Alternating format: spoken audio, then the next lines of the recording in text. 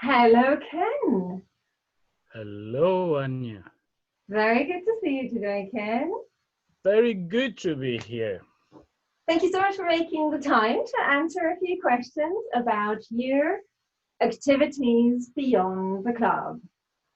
So, Ken, please tell me just a couple of Toastmasters details.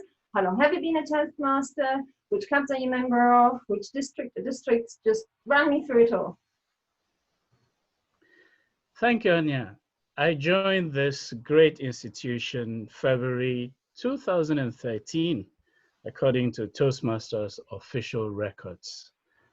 So that makes it just over 7 years. The first club I joined was Covent Garden Speakers, and I think I've kept my membership running unbroken since then.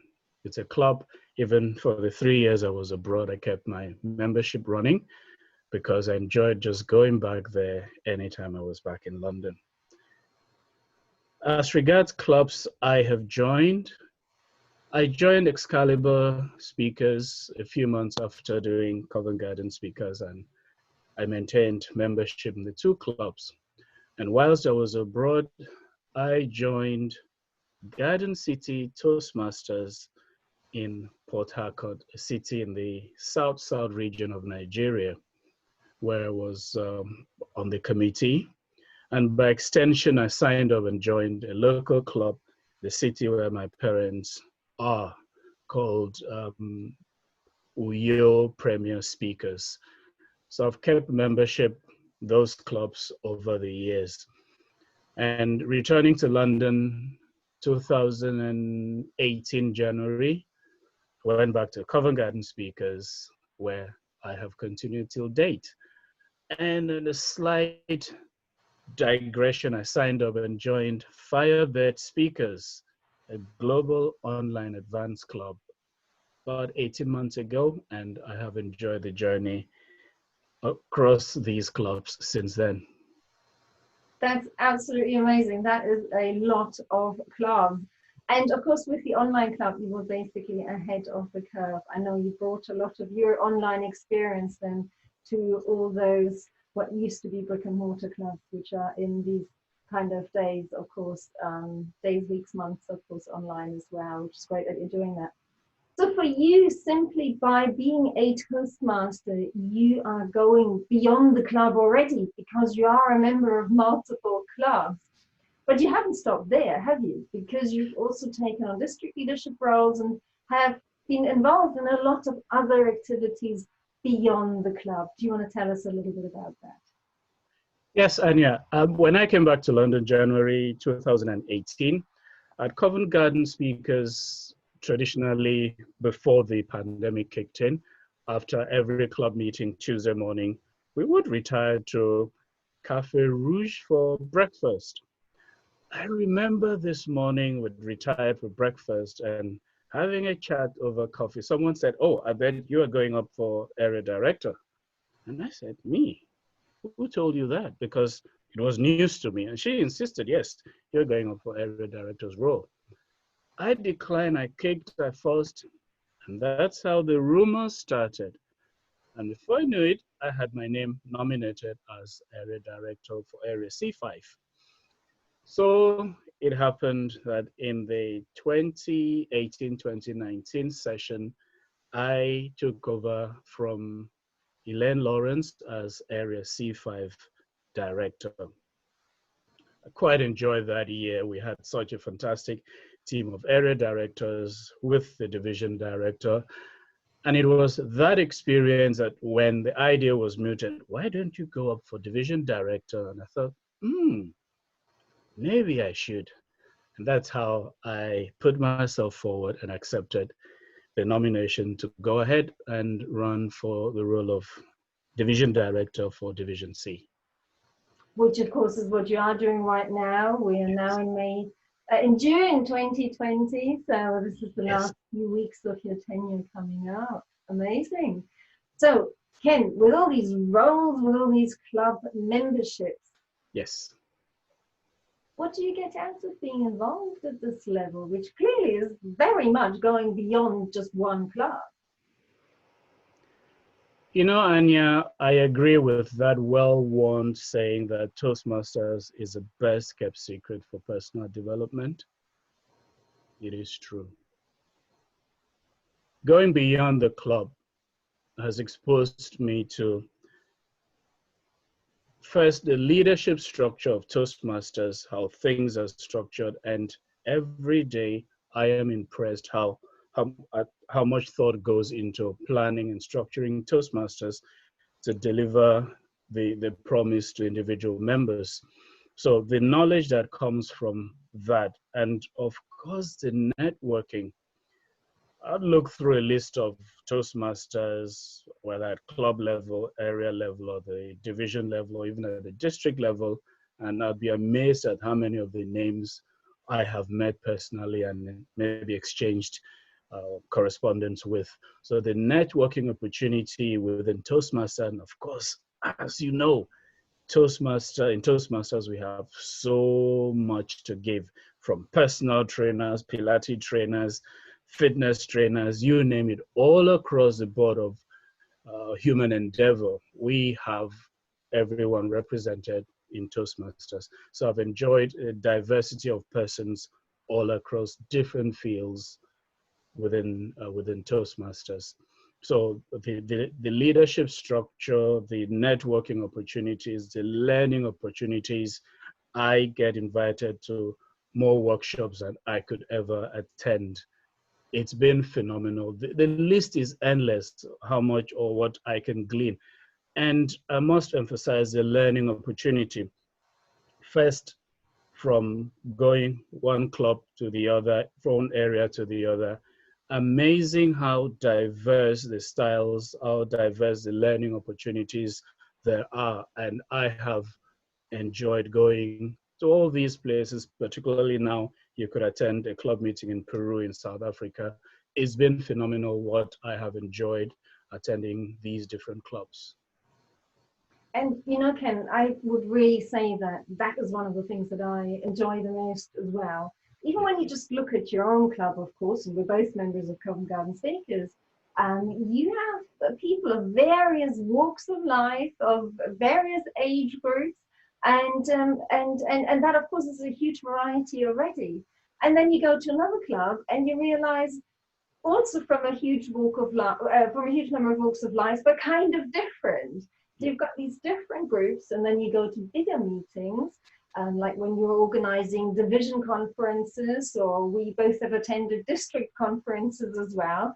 Again, it's such a kind of a varied group of people that meets with that one desire to improve their public speaking, to improve their leadership skills, but also I think with that desire to contribute to the community of Toastmasters and doing things for each other, helping each other along.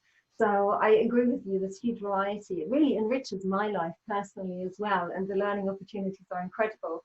I always find it quite interesting when I look at, public speaking trainers that kind of go into companies, and I absolutely see the need for them, and I think they do a fantastic job. I'm just so pleased that we can really do all of that at a really rather modest kind of rate to pay.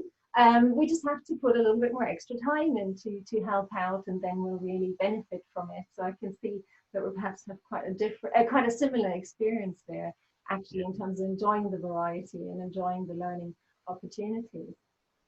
Now, can you think of specific examples of things that you have done beyond the clubs, or that it be you organize a conference, or anything that you can, or contributing in any way that you felt, or that kind of that stays with you, that's special for you, that you kind of that you cherish, let's say. So do you want to share a couple of examples with us there?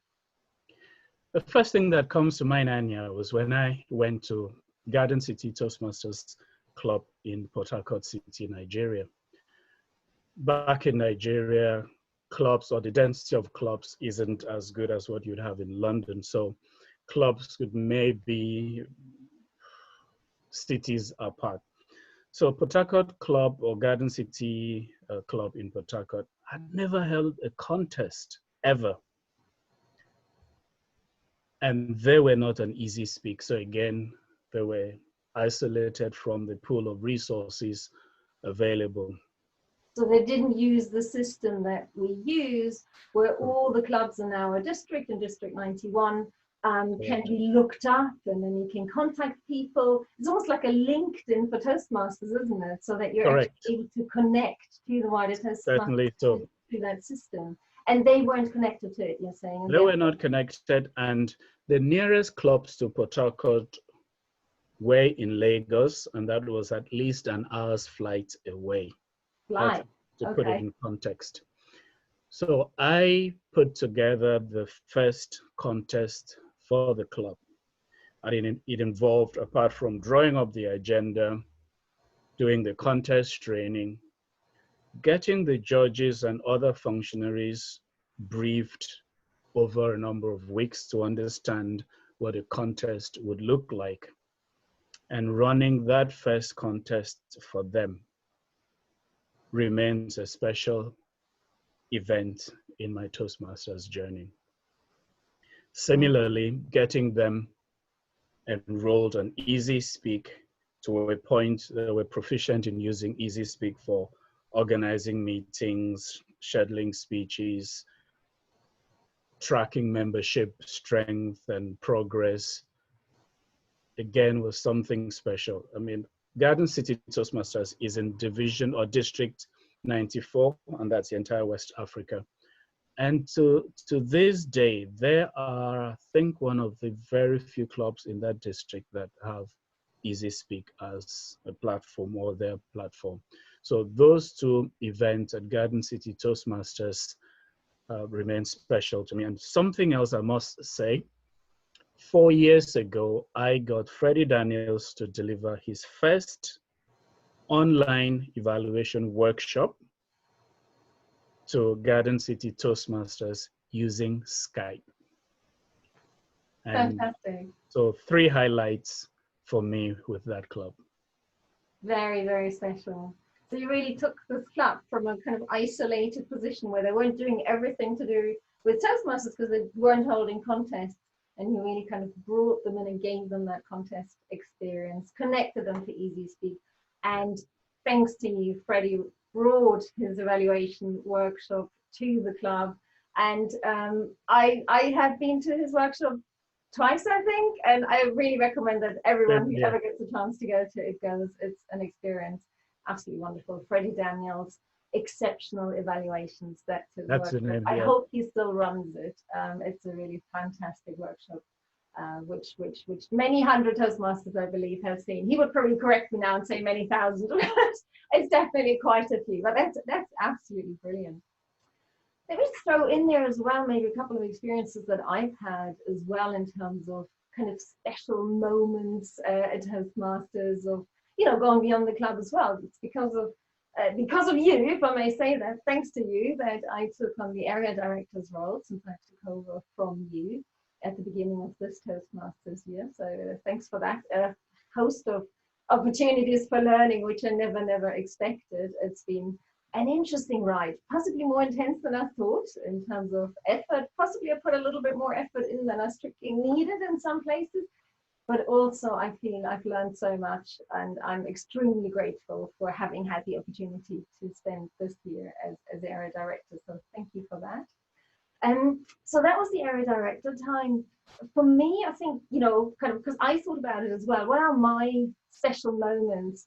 You know, I joined Toastmasters in 2015, and that was in March, and then in October, and you know, those two people as well, Neil Coleman and David Salomons, suggested to me that I should be table topics contest chair at the division contest. So that was like 7 or 8 months into my career, and I literally got so nervous about it.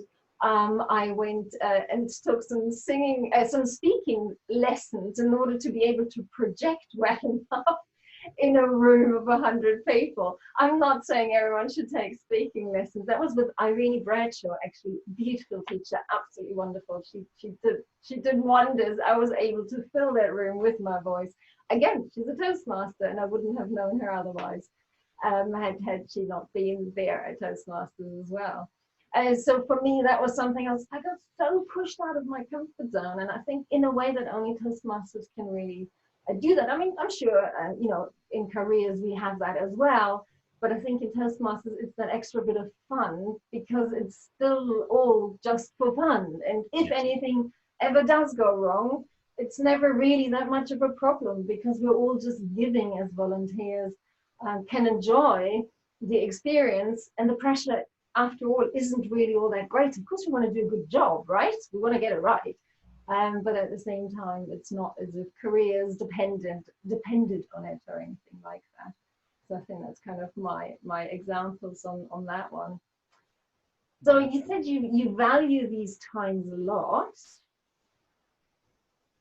Can you now just give me one or two specific examples how you have grown as an individual from being so embedded into this kind of network or community that is Toastmasters, and perhaps also share what someone else you think might be able to get out of it, out of these kinds of activities? Looking back or launching off what you said about being encouraged to take on the role of contest chair at the division level, I guess it was the same thing for me. I remember joining Covent Garden Speakers in February, and then in June, Chinkata asked me to take over from him as the Vice President Education.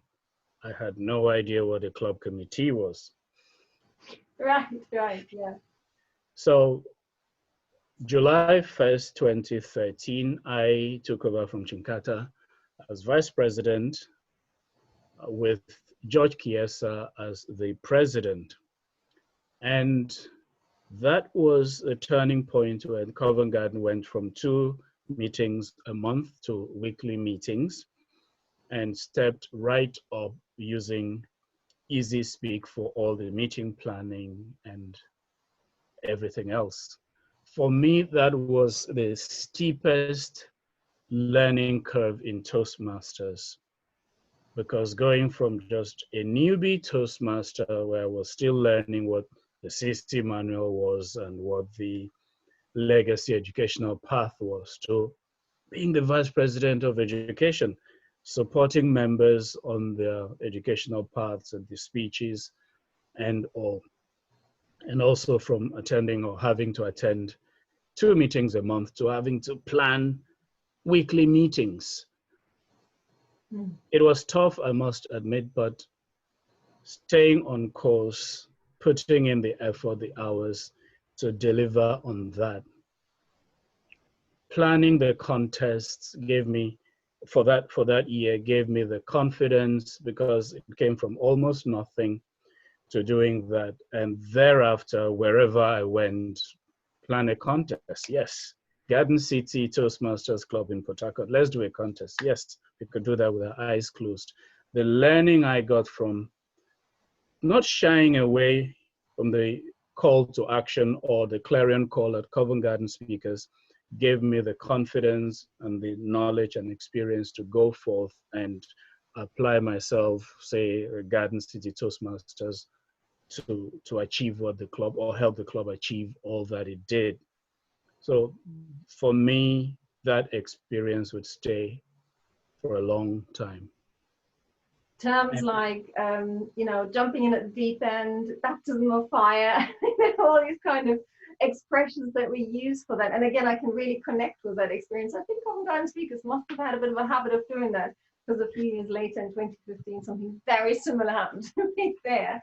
And I agree, it's when you're being thrown in, because the difficult thing is, of course, when you haven't been a member for very long, you haven't really had much of a chance to observe what the Vice President of Education does.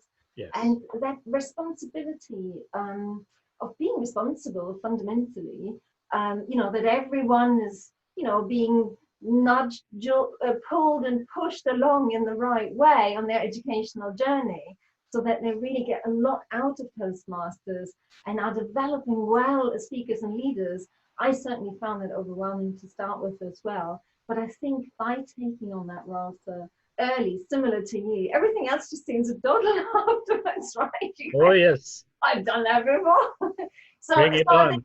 I think we can summarize it saying, you know, you kind of almost wouldn't wish it on anyone because it's so hard, but at the same time, you kind of do. If you do end up in that The situation, adrenaline. Yeah. where you've only joined the club very recently, but you find yourself on a committee, it is absolutely understandable if you feel like deer in headlight, but at the same time, the learning opportunities are fantastic. And there, of course, and I don't know if you did that as well, I was very lucky to already have a network of people in other Toastmasters clubs because I got introduced to, and I was told right from the beginning, go to this club, check them out.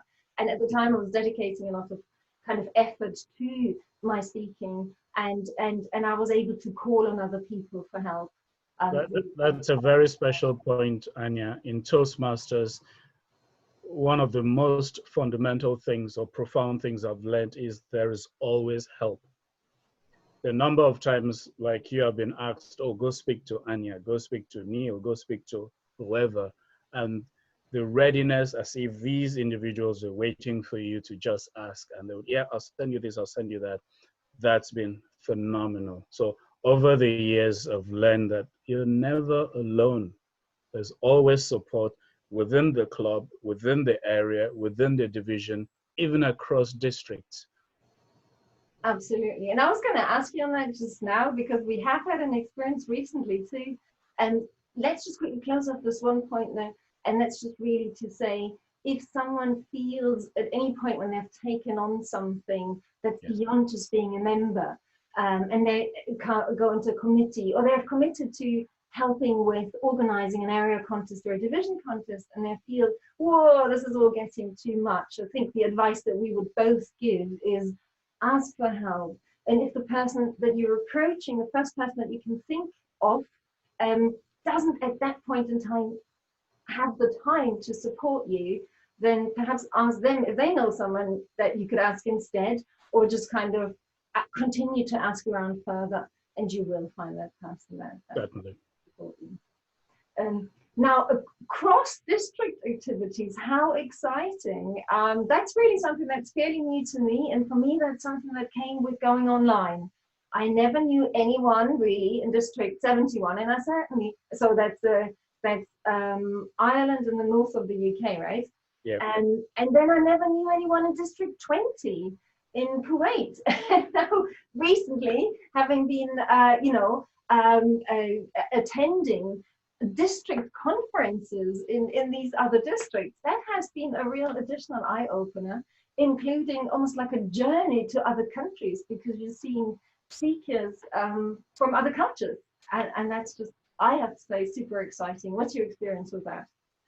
Yes, I agree with you. Okay, maybe I had a head start where I moved from District 91. 94. Yeah, to District 94, West Africa over the years, and then back to London, District 91, and then joining Firebirds Collectives, the online club, where the club has membership from the West Coast of the USA through Europe, the Middle East, the Far East, Australia, New Zealand. So I had that breadth of contact with non-District 91 members. So the last 18 months, I've enjoyed that variety of contact.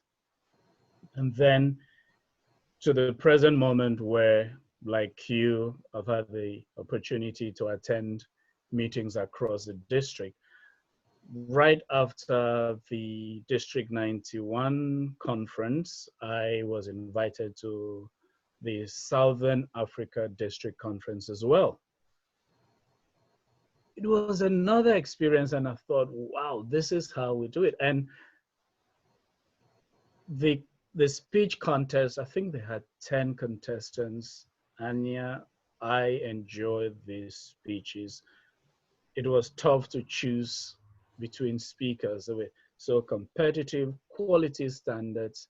Then 2 weeks after that, I was back in District 94, Western Africa, another district conference. So it's been a variety of travel and mingling and networking and just exposure to the non-District 91 activities.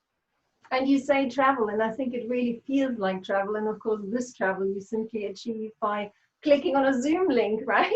Yes. and that's all it takes. So that's a kind of, in a way, as difficult as the current times are, certainly for very many people, and not everyone experiences some sort of challenge. Yeah, let's just kind of take a moment to just appreciate something that has come out of it that's enjoyable. And I feel also that, of course, there's this term Zoom fatigue, etc. But I think, it's who needs a TV if you can, as you said, if you can watch contests in other districts and you hear these stories from all these speakers. Just really, yeah, I agree with you. Just an absolutely wonderful experience. Right. So I think I'm going to draw to a close now. I'd just like to ask you to perhaps just finish off on the one thing that really stands out for you. And perhaps I can invite you to think about that by perhaps going down a theoretical line of thought. What would your Toastmasters life be like? Had you always just stayed enclosed in the one club? Had you never visited another club even?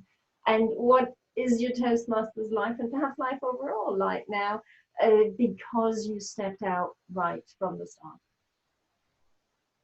So the one thing that stands out due to going out beyond the club.